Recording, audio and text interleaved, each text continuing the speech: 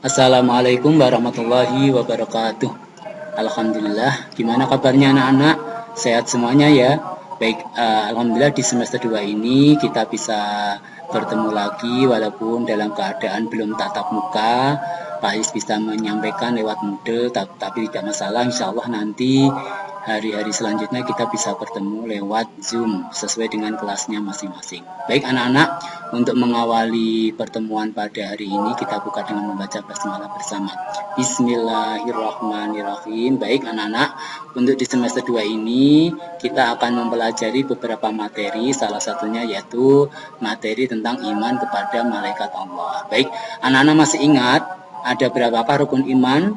Ya, ada 6. Ya, ada 6 rukun iman yang wajib kita ketahui. Yang pertama adalah iman kepada Allah, yang kedua adalah iman kepada malaikat Allah, yang ketiga iman kepada kitab Allah, yang keempat iman kepada Rasulullah, yang kelima iman kepada hari akhir, dan yang keenam adalah iman kepada qada dan qadar. Baik nak, hari ini kita akan membahas salah satu rukun iman yang kedua, yaitu iman kepada malaikat Allah. Nah, percaya kepada malaikat Allah adalah rukun iman yang kedua. Allah menciptakan makhluk dalam 2 macam, yaitu makhluk nyata dan makhluk tidak nyata atau disebut dengan makhluk gaib. Kenapa disebut dengan makhluk gaib? Karena tidak bisa dilihat oleh panca indera manusia. Nah, makhluk nyata contohnya adalah manusia, binatang, tumbuh-tumbuhan, dan lain-lain. Sedangkan makhluk tidak nyata atau makhluk gaib contohnya adalah malaikat, jin, setan, dan lain sebagainya.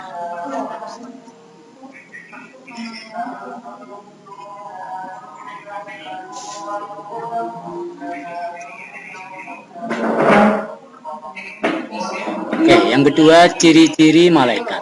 Baik, nah malaikat diciptakan oleh Allah Subhanahu wa taala dari nur atau cahaya. Sedangkan manusia diciptakan dari tanah. Sedangkan jin atau setan diciptakan dari api neraka. Nah, malaikat disebut makhluk gaib karena tidak dapat dilihat oleh panca indera. Malaikat tidak berjenis kelamin laki-laki atau perempuan. Jadi ciri-ciri malaikat itu satu, ya. Malaikat tidak bisa dilihat oleh panca indera. Yang kedua, malaikat tidak berjenis kelamin laki-laki atau perempuan. Yang ketiga, malaikat tidak butuh makan dan minum, tidak seperti manusia. Lalu malaikat tidak mempunyai hawa nafsu, pengen ini, pengen itu, tidak. Lalu yang selanjutnya, malaikat selalu taat kepada Allah sampai nanti di hari kiamat. Dan malaikat tidak mati sebelum datangnya hari kiamat. Nah, itulah ciri-ciri malaikat Allah. Selanjutnya, nama-nama malaikat dan tugasnya. Oke, yang pertama, malaikat yang wajib kita ketahui ada 10. Yang pertama adalah malaikat Jibril, atau nama lainnya bisa disebut dengan Ar-Ruh, atau Ruhul Amin, atau Ruhul Kudus. Jadi pemimpin malaikat adalah malaikat Jibril. Nama lain dari malaikat Jibril adalah Ruh atau Ar-Ruhul Amin atau Ruhul Kudus. Tugasnya adalah menyampaikan wahyu. Jadi sekali lagi, pimpinan malaikat adalah malaikat Jibril. Nah, malaikat Jibril menyampaikan wahyu yang pertama kepada Nabi Muhammad SAW, yaitu pada di waktu Nabi Muhammad sedang berada di Gua Hiro. Nah, wahyu yang pertama adalah surat Al-Alaq. Iqra bismi rabbikal ladzi khalaq. Jadi tugasnya malaikat Jibril adalah menyampaikan wahyu. Yang kedua, malaikat Mikail. Nah, tugasnya adalah pembagi rizki. Membagi rizki kepada manusia. Nah, rizki itu tidak hanya berupa harta saja, tetapi kesehatan, kenikmatan, iman, dan Islam itu adalah salah satu juga nikmat rizki dari Allah Subhanahu wa ta'ala. Termasuk hujan. Hujan adalah juga termasuk rizki yang diberikan Allah kepada makhluknya. Yang ketiga, malaikat Israfil. Tugasnya adalah meniup sangkakala. Nah, tugasnya hanya meniup sangkakala kapan? Besok ketika hari kiamat sudah tiba. Jadi malaikat Israfil itu nanti salah satu hamba Allah yang matinya terakhir. Tugas pertama beliau pertama meniup sangkakala. Setelah tiup sangkakala yang pertama, manusia akan mati semuanya. Lalu malaikat Israfil dihidupkan kembali untuk meniupkan sangkakala yang kedua. Nah, setelah tiupan sangkakala yang kedua itulah manusia dihidupkan kembali. Lalu yang keempat adalah malaikat Israel atau disebut juga dengan malaikat maut. Kenapa disebut dengan malaikat maut? Karena tugasnya adalah mencabut nyawa manusia. Nah, ketika mencabut nyawa manusia itu tergantung dengan amalnya. Jika yang dicabut itu adalah orang yang bertakwa, maka malaikat Israel akan mencabutnya dengan lembut. Sedangkan jika yang dicabutnya adalah orang yang tidak mau melaksanakan perintah Allah atau orang kafir, maka akan dicabut dengan cara yang kasar.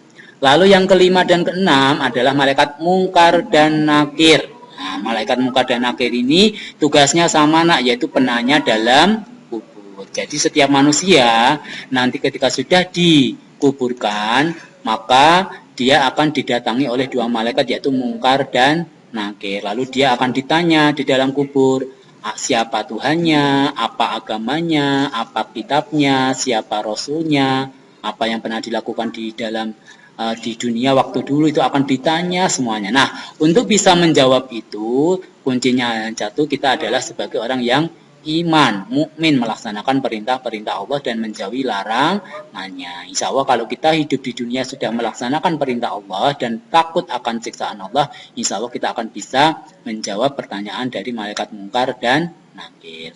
Yang ketujuh adalah malaikat raqib. Nah, tugas dari malaikat raqib adalah mencatat amal baik manusia.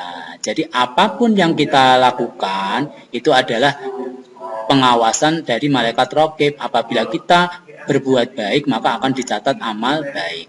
Yang kedelapan adalah malaikat atid, yaitu mencatat amal buruk. Jadi raqib dan atid ini selalu akan mengawasi kita. Apapun yang kita lakukan akan selalu diawasi oleh malaikat raqib dan atid. Ya, jadi yang raqib mencatat amal baik, atid mencatat amal buruk. Yang kesembilan yaitu malaikat malik atau disebut juga dengan malaikat zabaniyah atau malaikat azab. Tugasnya adalah menjaga pintu neraka. Jadi di neraka nanti ada malaikat yang menjaga, yaitu siapa? Malaikat malik. Nah, bertugas menyiksa orang-orang yang ingkar akan perintah Allah. Lalu yang terakhir adalah malaikat Ridwan. Nah, tugasnya adalah menjaga surga, menyambut orang-orang yang beriman ketika di dunia, menyambut orang-orang yang akan masuk surga. Nah, itulah tugas-tugas atau nama-nama dari malaikat-malaikat Allah. Nah, besok ketika Zoom, insya Allah akan Pak Is berikan lagunya, lagu malaikat dan tugasnya. Oke. Hikmah iman kepada malaikat. Apa hikmah yang bisa kita pelajari dari pelajaran ini? Yang pertama adalah mempertebal iman kita. Kenapa bisa mempertebal iman kita? Karena ini adalah salah satu rukun iman yang wajib kita ketahui. Kalau kita sudah mengimani malaikat, maka kita akan berhati-hati dalam melakukan sesuatu di dunia. Yang kedua, menjauhi larangan Allah. Kenapa? Karena di hidup kita selalu diawali oleh siapa tadi? Dua malaikat Allah, yaitu siapa? Raqib dan atid. Yang ketiga, meningkatkan rasa syukur dan tawakal. Ya, tawakal kepada Allah. Lalu yang keempat, waspada dalam berperilaku. Karena apa? Yaitu tadi, di dalam hidup kita selalu diawasi oleh Allah melalui siapa? Melalui malaikat Raqib dan atid. Lalu yang terakhir, menambah semangat berusaha dan berdoa. Ya, jadi berusaha supaya kita lebih mendekatkan diri kepada Allah dan kita berdoa. Baik nak, itu saja yang bisa Pak Ayu sampaikan. Sekali lagi nanti bisa dipelajari lagi di buku kalian, dipahami. Pak Ayu doakan semoga kalian tetap sehat, tetap jaga sholat 5 waktu. Jangan lupa murojaahnya, dari Al-Qur'annya, dan sekali lagi tetap patuhi protokol kesehatan, yaitu mencuci tangan, memakai masker dan menjaga jarak, gitu ya. Baik, mari bersama-sama kita tutup pembelajaran kita hari ini dengan membaca hamdalah bersama. Alhamdulillahirabbil alamin. Dari Pak Ayu sekarang lebihnya mohon maaf. Wassalamualaikum warahmatullahi wabarakatuh.